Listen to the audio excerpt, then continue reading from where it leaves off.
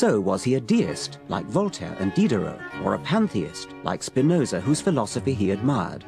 I believe in Spinoza's God, who reveals himself in the orderly harmony of what exists, not in a God who concerns himself with fates and actions of human beings.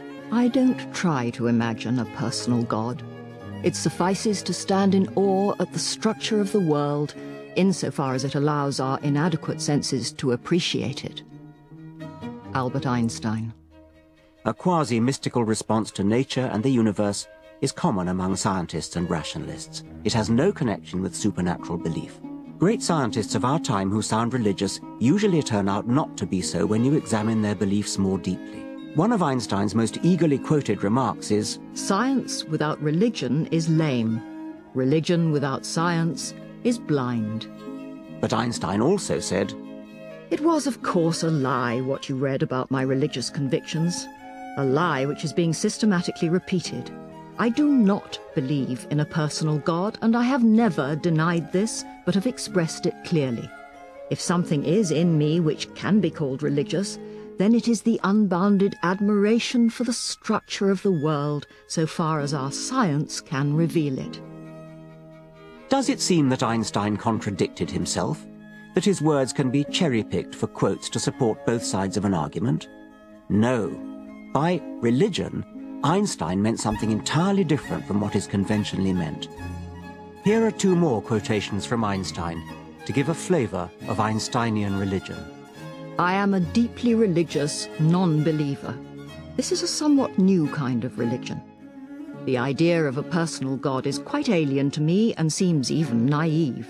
In greater numbers since his death, religious apologists understandably try to claim Einstein as one of their own. Some of his religious contemporaries saw him very differently. In 1940, Einstein wrote a famous paper justifying his statement, "I do not believe in a personal God." This and similar statements provoked a storm of letters from the religiously orthodox. The Roman Catholic Bishop of Kansas City said, "It is sad to see a man who comes from the race of the Old Testament and its teaching deny the great tradition of that race." Other Catholic clergymen chimed in. "There is no other God but a personal God. Einstein does not know what he's talking about. He's all wrong. Some men think that because they have achieved a high degree of learning in some field, they're qualified to express opinions in all." Both he and the bishop thought that Einstein, being theologically untrained, had misunderstood the nature of God. On the contrary, Einstein understood very well exactly what he was denying.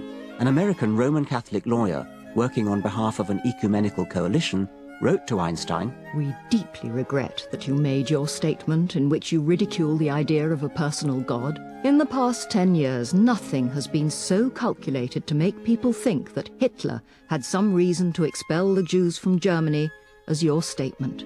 Conceding your right to free speech, I still say that your statement constitutes you as one of the greatest sources of discord in America." A New York rabbi said, "Einstein is unquestionably a great scientist, but his religious views are diametrically opposed to Judaism."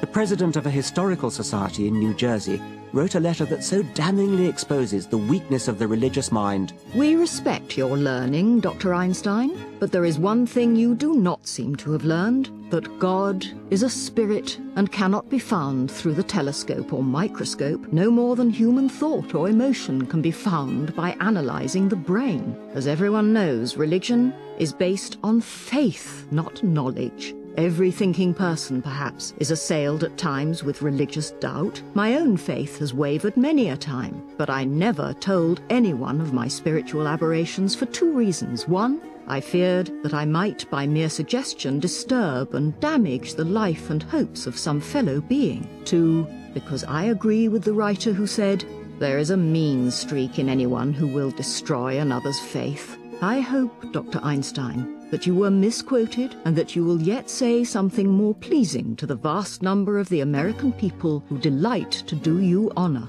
What a devastatingly revealing letter. Every sentence drips with intellectual and moral cowardice. The one thing all his theistic critics got right was that Einstein was not one of them. He was repeatedly indignant at the suggestion that he was a theist. There is every reason to think that famous Einsteinisms like "God is subtle but he is not malicious," or "he does not play dice," or did God have a choice in creating the universe, are pantheistic, not deistic, and certainly not theistic. God does not play dice should be translated as randomness does not lie at the heart of all things. Did God have a choice in creating the universe means could the universe have begun in any other way? Einstein was using God in a purely metaphorical, poetic sense.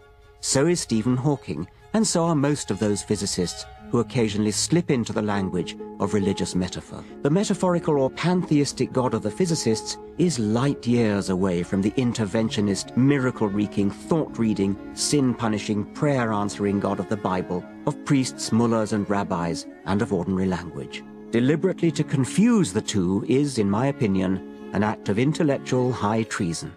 Much unfortunate confusion is caused by failure to distinguish what can be called Einsteinian religion from supernatural religion. Einstein sometimes invoked the name of God, and he's not the only atheistic scientist to do so, inviting misunderstanding by supernaturalists eager to misunderstand and claim so illustrious a thinker as their own. The dramatic, or was it mischievous, ending of Stephen Hawking's A Brief History of Time, "For then we should know the mind of God," is notoriously misconstrued. It has led people to believe, mistakenly of course, that Hawking is a religious man. Carl Sagan in Pale Blue Dot wrote, "How is it that hardly any major religion has looked at science and concluded, this is better than we thought. The universe is much bigger than our prophets said, grander, more subtle, more elegant. Instead they say, no, no, no, my God is a little God, and I want him to stay that way." A religion, old or new, that stressed the magnificence of the universe as revealed by modern science might be able to draw forth reserves of reverence and awe hardly tapped by the conventional faiths. I hear myself often described as a deeply religious man. An American student wrote to me that she had asked her professor whether he had a view about me. "Sure," he replied. "He's positive science is incompatible with religion, but he waxes ecstatic about nature and the universe. To me, that is religion." But is religion the right word? I don't think so.